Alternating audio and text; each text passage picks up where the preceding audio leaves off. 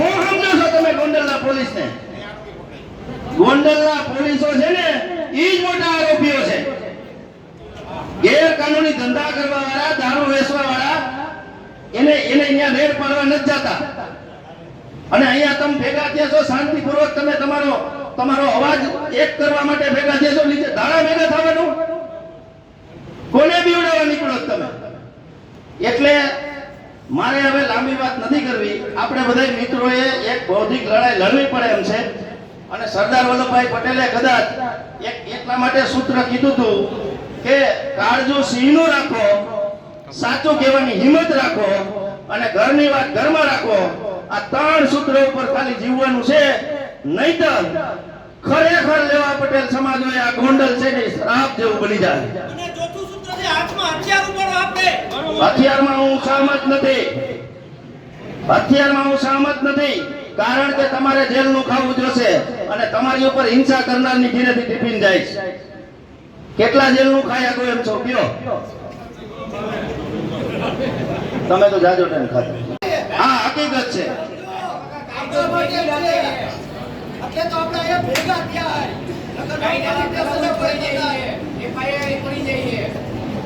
જો આ ભાઈ જે કે ને એની હારે બનાવ બન્યો ને, એ સિવાય હજી એક બનાવ આપણો જાહેર નથી કરતા. આપણે તમને કહી દઉં કે જામવાડીમાં વોરાકોટડા રોડ ઉપર આપણો એક છોકરા ઉદ્યોગપતિની હારે શું અન્યાય થયો હતો ને મને ખબર છે. કેવો માર્યો તો, કેટલા પૈસા પડાવ્યા હતા ને બધાને ખબર છે. અને આ બધું હું કામ કરે છે મને કયો? હાલો,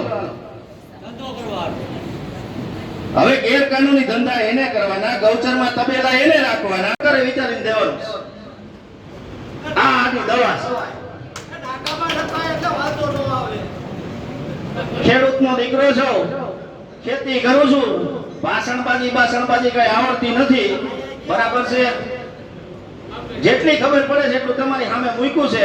કારણ કે ગુરુએ બધુંય દીધું નથી, બધુંય નથી આપ્યું, ઘણું બાકી રાખ્યું છે. લેવાની કોશિશ કરું છું, પણ કે વારસદાર સમીરભાઈ વતી ખૂબ બધાનો આભાર માનું છું.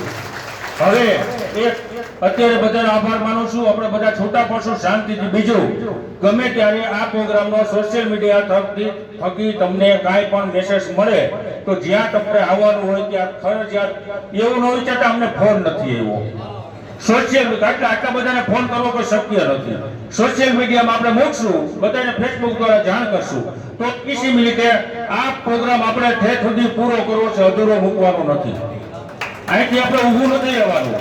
ભલે ધરપકડ થઈ ગઈ પણ ઊભું આપણે રહેવાનું નથી. આપણે પ્રોગ્રામ ઠેઠ સુધી પહોંચાડવાનો. જે આપણી માંગણી પૂરી થાય એટલે આપણે સંતોષ છે, બરોબર. એટલે હવે સોશિયલ મીડિયા દ્વારા અથવા ફેસબુક દ્વારા જેને કઈ જાણ થાય સમાજને તો એ જગ્યાએ સરનામું આપી તાત્કાલિક તમારે હાજર થવાનું રહેશે. બસ, બધાનો ખૂબ ખૂબ આભાર, ધન્યવાદ. જય સરદાર. એ માત્ર એક સાકરિયાના દીકરાને કોઈને માર્યો છે. કોણ છે, શું છે, પોલીસ તપાસ કરે છે. આરોપી પકડાઈ ગયા છે અને આગળ તપાસ કરે છે.